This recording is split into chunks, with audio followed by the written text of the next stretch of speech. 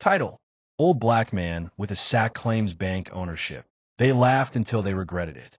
Imagine an old man in a ragged coat, walking into a fancy bank with nothing but a burlap sack.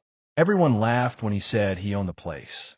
But within minutes, their smirks turned to shock, because he wasn't just telling the truth, he was about to teach them a lesson they'd never forget. Stay tuned to hear how he reclaimed everything they tried to deny him. You have no idea who you're laughing at, the old man said, his voice calm as stone, the kind of voice that made you feel you just made a mistake you couldn't take back. It was a bright Tuesday morning, and employees of the Sterling National Bank in downtown Atlanta were going about their usual routines, counting stacks of crisp bills, greeting wealthy clients with polished smiles, and pretending to care about everyone who walked through the door. That was when the glass entrance swung open, and in stepped an old black man.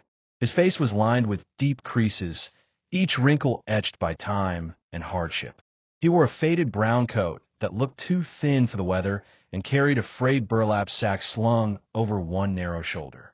The moment he entered, the scent of old tobacco and worn leather seemed to drift in with him.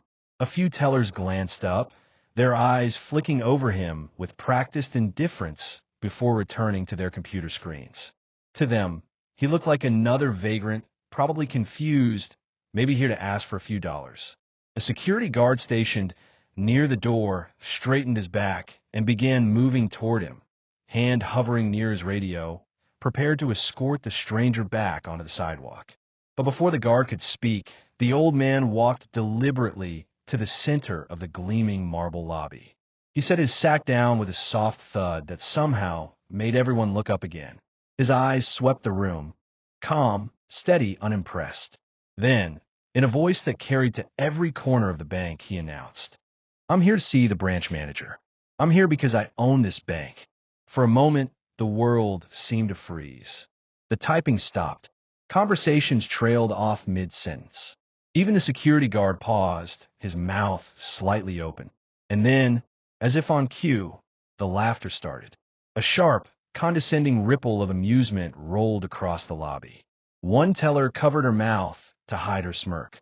A man in a navy suit leaned toward a colleague and whispered something that made them both chuckle. A customer near the velvet rope line actually laughed out loud, shaking his head in disbelief. To them, this was a joke. A poor old man with a sack claiming he owned the very institution that had just decided he was beneath notice. But the old man didn't flinch. He stood quietly, letting the laughter echo off the marble floors, and waited. Because he knew the moment was coming when none of them would be laughing anymore. The tellers giggled behind their glass windows, unable to contain themselves. Some pressed their palms to their mouths, pretending they were merely coughing to hide their amusement. A young man in a navy blue suit leaned over the counter, his voice dripping with smugness as he whispered to a colleague, "Maybe he's lost. Poor old guy probably wandered in off the street." Even a few customers joined in, exchanging knowing glances and shaking their heads, as if they were all sharing the same inside joke. The lobby that moments before had been filled with the soft hum of banking transactions now buzzed with barely disguised ridicule. The security guard, a tall man with a tight jaw and a starched uniform, stepped forward, trying to sound polite, but unable to mask the edge in his tone. "Sir, you can't be here," he said firmly, gesturing toward the door. "I'm going to have to ask you to leave." But the old man didn't move an inch. His shoulders remained squared, his posture steady despite the eyes boring into him. With slow, deliberate care, he set the burlap sack down on the gleaming marble floor. The heavy thud it made was enough to quiet a few of the snickers. He reached into the sack and pulled out a thick, weathered folder tied neatly with a red ribbon. His hands, dark and gnarled by years of labor, trembled only slightly as he lifted the bundle high enough for everyone to see. "I said," he repeated, his voice deeper now, filling the vaulted lobby, "I own this bank." A hush fell over the crowd. The security guard's brow furrowed. The tellers glanced at each other uncertainly, their amusement faltering. Just then, the glass door to the offices swung open, and the branch manager emerged. Ms. Henderson, a tall woman in her 40s whose immaculate gray suit and clipped stride projected absolute authority. She looked tired and irritated, her expression set in a practiced mask of professional impatience. "Sir," she began, her voice sharp with annoyance, "we can call the police if you'd like, but you're disrupting business, and I'm going to have to insist." The old man raised his gaze and locked eyes with her. His voice dropped to a quiet, steady murmur that somehow carried across the marble floor. "You should call your legal department instead," he said calmly, "because I can prove every word I'm saying." For a heartbeat, no one spoke. You could almost hear the air shifting in the room as curiosity began to overtake derision. And in that moment, when Ms. Henderson hesitated and the laughter began to die, everything started to change. Ms. Henderson hesitated for a long moment, her eyes flicking from the old man's calm face to the thick folder in his hands. Finally, with a curt nod, she turned on her heel and gestured for him to follow. The watching crowd parted silently as she led him through a side door and down a short hallway lined with photographs of smiling executives shaking hands over gleaming conference tables. She opened her office door, motioned him inside, and closed it firmly behind them. The room was sleek and modern. Glass walls, polished mahogany furniture, a massive desk with a brass nameplate gleaming under recessed lights. Everything was designed to project authority and success. But the old man seemed utterly unimpressed. He lowered himself slowly into a leather chair, set the burlap sack on his knees, and began to untie the red ribbon that bound the folder. His fingers were rough, the knuckles swollen from years of work, but his movements were careful, almost reverent. When he pulled back the worn cover, Ms. Henderson leaned forward despite herself. Inside were documents so old their edges had yellowed. Original property deeds, purchase agreements, notarized letters, and thick bundles of stock certificates issued in the bank's earliest days. "My name is Elijah Thompson," he said, his voice steady but low. "In the 1970s, this was called Southern Mutual Savings and Loan. I worked here as the night janitor. I scrubbed these floors, emptied the trash, fixed the toilets when they broke." Ms. Henderson said nothing. Her eyes stayed fixed on the papers as Elijah continued. "Back then, nobody paid much attention to me. They didn't see me, but I was listening. I heard when the directors said the bank was close to failing, that they needed investors, any investors, or they'd shut the doors." He lifted a sheaf of stock certificates and tapped them gently against the desk.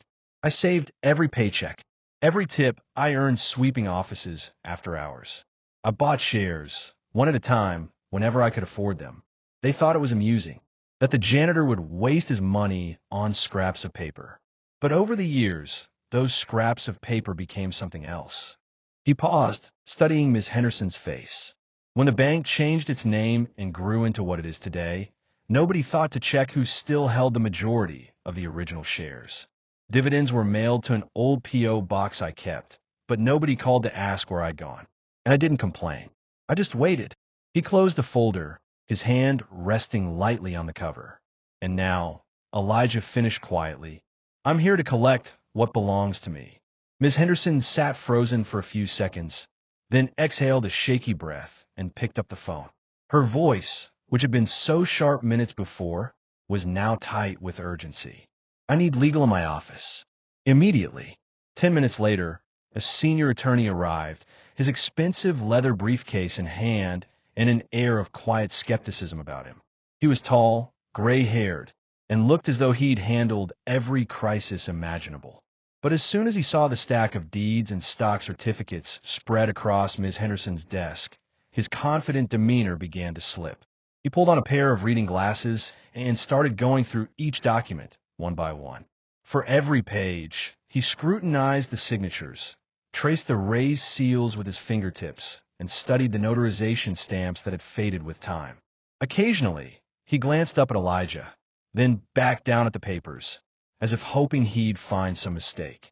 But there were none.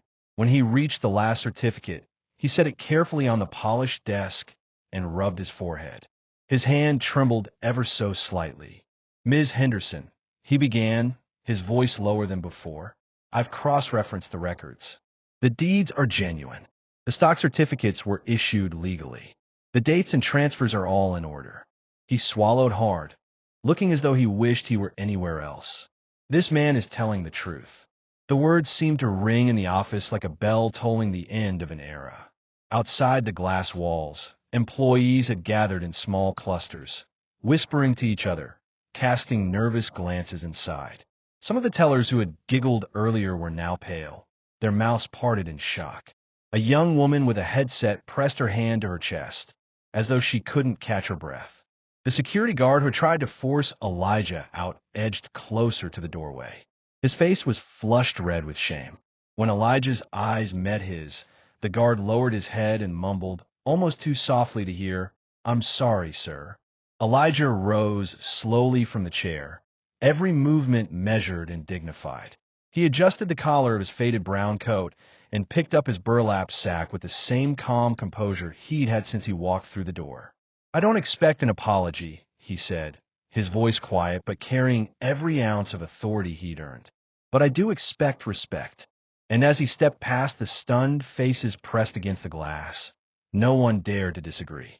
By the time Elijah stepped back into the lobby, the entire bank had fallen into a hushed, uneasy silence. Every employee who had watched him walk in with suspicion or scorn now rose instinctively to their feet. Even the customers waiting in line straightened, unsure whether to look at him or look away. They didn't know what to say. Some lowered their eyes, their faces burning with embarrassment. Others watched him with a wide-eyed mix of disbelief and respect. The same people who had laughed behind their hands now seemed to shrink into the corners of the room. Elijah paused near the center of the gleaming marble floor. He turned slowly, taking in every face.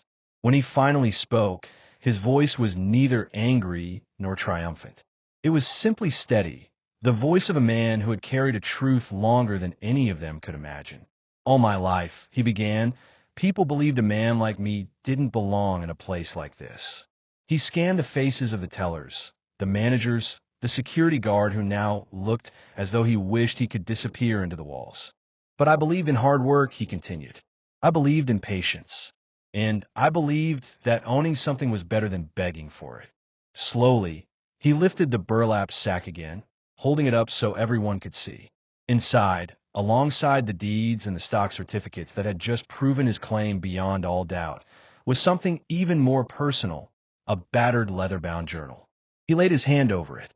"In this book," he said, "I wrote down every sacrifice it took to save enough to buy my shares. The nights I went without food, so I could put away a few extra dollars. The winters I couldn't afford heat because I believed it would be worth it one day. The years of coming to work before dawn and leaving after midnight, invisible to all of you." The room stayed silent. Nobody dared to interrupt. Elijah looked toward the tall glass doors that led out onto the street, then back at the crowd.